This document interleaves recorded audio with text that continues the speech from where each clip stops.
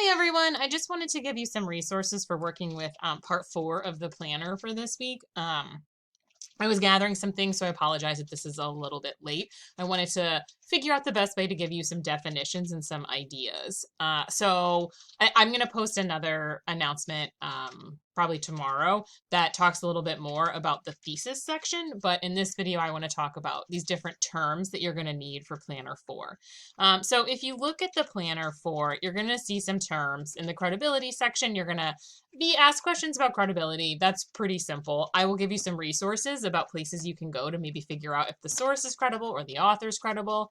And then there are some terms in this section about worldview biases and assumptions that I thought would be helpful to talk about a bit. So you're going to see phrases like words like worldview, bias, assumptions, and warranted or unwarranted assumptions. So how do we answer these questions? Well, I think it might be helpful to look at some of the definitions I have for you down here. So an assumption is an unexamined belief. It's just something that we might assume without really thinking about it. Unwarranted assumptions are things that we take for granted as true or false ideas we inherited without reflection. Warranted assumptions are things we take for granted, but with good reason. We might just assume something is the case because of a prior idea. So there's a subtle difference between these two examples. If you go to a new city, it is unwarranted to assume that city buses will continue to run every half hour after midnight if they've been running every half hour throughout the day, because we should kind of know about public transportation that the further you get on in the day, the less likely the regularity is going to keep up. So just because buses might come to a stop for a half hour during the workday doesn't mean that that's necessarily going to continue into the evening or definitely past midnight. That's an unwarranted assumption. Whereas an example that city buses will have the same schedule day to day during the weekday is not unwarranted, because that is something kind of based in the back of our minds on previous knowledge. It wouldn't make sense to have a bus system that came at 12:45 on Mondays and 2 p.m. on Thursdays, because that would be confusing for people to keep track of. So it is a pretty warranted assumption to say, oh, well, if I caught the bus at 11:45 yesterday, I can probably catch a bus at 11:45 at the same time tomorrow. So that's a slight difference between the ideas of warranted and unwarranted assumptions. An assumption is just merely an unexamined belief. Assumptions can lead to bias. Bias is a prejudice in favor of or against a concept, person, or group compared with another, and it's typically seen as unfair. So the source that we have down here, the Worldview, Bias, and Assumptions, is also going to go over these terms, and it talks about the fact that we do all have biases, but a good critical thinker and writer strives to examine their own biases, and instead of just leaning into those biases, to base their arguments in evidence, whether it be anecdotal, factual, statistical, research-based, or lived experience. People who are trying to deal with their biases try to take these other things into account. And not just kind of go with whatever their feeling is.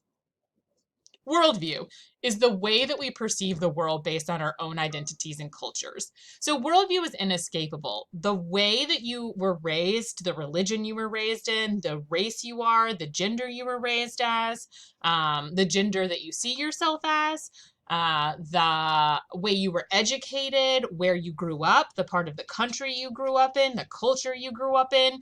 All of these different things impact the way that you see the world. They work together. They're like your intersectional identities. They all work together to create the way that you see the world.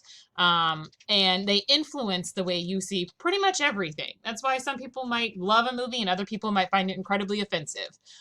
Same movie, different takes. So what you're dealing with when you're thinking about worldview is just the way that you experience the world. And this is inescapable. You can't not experience the world based on the way that you have grown in it. But you can examine what you're doing. So there's kind of like a movement about this, about like kind of unlearning things that you can really examine and think about where you got ideas and where ideas came from, and examining all of your ideas to make sure you actually believe them and they're not just passively inherited. So worldview is the way that we perceive the world. It can very easily lead to bias if worldview isn't examined. So worldview is inescapable and it might shift and change. So you might decide like, oh, well, I was raised in this religion and I'm no longer this religion. That will change your worldview, but you're still going to have a worldview.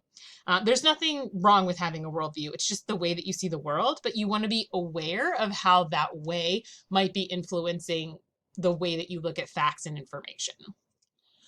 So some questions I included here are ones that you can use to create a worldview profile on the author Susan Bloom of our article. Where's she from? What's her political leaning? And by that I mean, is she more liberal or conservative? Is she a Democrat or Republican? What is her gender? What is her sexual orientation? Does she have kids? Where does she teach? What are her students like? What is her socioeconomic status? How old is she? What religion is she? That should say what is her race, not that is her race. Let me just fix that. So those questions can help you to kind of understand the worldview that this person is coming from. And I mentioned below that some of these questions you can easily answer by looking at her bio. You can click it right there. Other questions you can answer by looking at pictures of her, looking at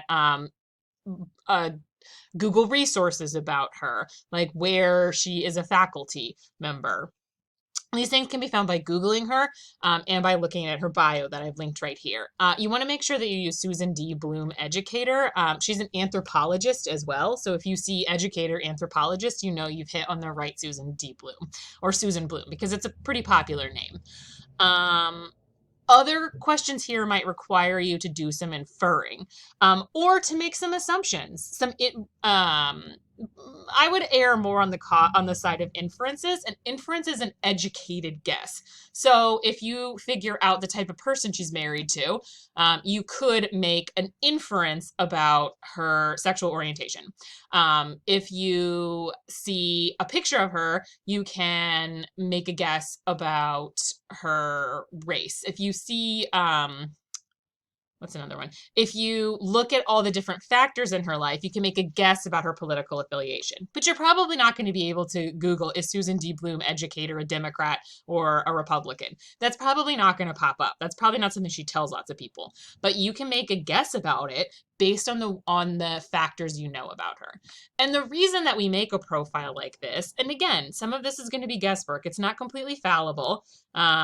If you see who she's married to, you might be able to guess her sexual orientation, but you might not be right.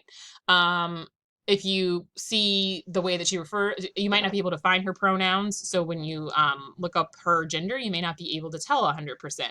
But these are factors that you can kind of use to get an idea of who this person might be. I think if you look in her bio, she does use female pronouns. So you're using this information to get like an idea of what's likely to be true about this person, because that gives you information about where she's coming from. If you know where someone's coming from, it helps you understand their biases, and it also helps you understand your own. Because if you find out that, let's say you find out that she's conservative and you're not, and it upsets you, that's something you need to stop yourself and be aware of. Like, okay, now I know this thing, but I still need to read through the evidence and the facts that she presents before I determine her credibility. Same goes with if she is, perhaps she's liberal and you're noticing that maybe she's biased in a certain way. That's something that you want to keep in mind as well when you're evaluating her. So this is something you can do to just understand an author's worldview, because unfortunately, authors aren't going to tell you all the time. People aren't going to start every single article about, let's say somebody wants to write about school board elections and they're unhappy with a certain candidate. They're not going to start by being like, just so you know, I am a white lesbian mother of 3 who is a moderate liberal and who practices Buddhism. people aren't going to start by including all of that information. Yet that information does impact their worldview. So a lot of times we have to be Nancy Drews. We have to be detectives and like really get into it to get an idea of who this person could be, because that's going to help us to understand a little bit of where they're coming from. That's why we do these worldview profiles. In the section on source evaluation and author credibility, just remember that the source for the article is Inside Higher Ed. So you can Google that to learn more about it, or you can go to the Inside Higher Ed website itself and read the About section. If we look at the planner, the questions you're going to be asked are things like, what do you know about the author's education or experience? That's something you can figure out, again, from her bio. Is the author credible? Why or why not? Credibility having to do with, is this person generally trustworthy? And explain why or why not. Is the source credible? Why or why not? And there's just a reminder here on this version that the source is Inside Higher Ed. So you can do a little Google investigating and figure it out. And then for the author's worldview, this section, these are all those questions that I've included in the announcement. This is where you would answer those questions in a paragraph. Come up with a profile. Susan D. Bloom is from this place. She is this gender. I believe her sexual orientation is this. She does not have children. And these are not the correct answers. I'm just saying things off the cuff. She teaches for blah, blah, blah. Her students are this type of person. Her socioeconomic status is poor. How old is she? Or she's 75 years old. She's Christian. Whatever you're answering for these, put that together as a profile. Figure out how to make that into a paragraph that gives us an overview of this person. And then you can answer the question, how might that impact his or her argument? And then the question of, is there unfair bias in the article? So again, going back to bias being the idea of unfair. Yes, this person is going to have an opinion, but does that make the opinion wrong? Sometimes all opinions are not created equal, no matter what our kindergarten teachers might have told us. So opinions that are researched and that are examined and that are thought about are better than ones that are not. They're better than opinions that are just passively inherited. So when we're talking about her opinion, having an opinion doesn't necessarily make you biased, but not examining the holes in the argument, not thinking about your own personal feelings towards the topic, and unfairly favoring one thing over another is bias. So look for moments that seem unfair, unwarranted, unjustified, not based on anything. And then assumptions. What assumptions is the author making? Where are the moments where the author just assumes a certain thing? A good place to look for that is, does she make any assumptions about her students? Are they warranted, as in, are these assumptions about how her students like or dislike grading based on her own experiences of several students? Or are they completely unwarranted, where she makes assumptions that students aren't going to want to do something without actually having any basis for thinking so, for not actually asking her students? So those are things that you want to consider when you're answering these questions.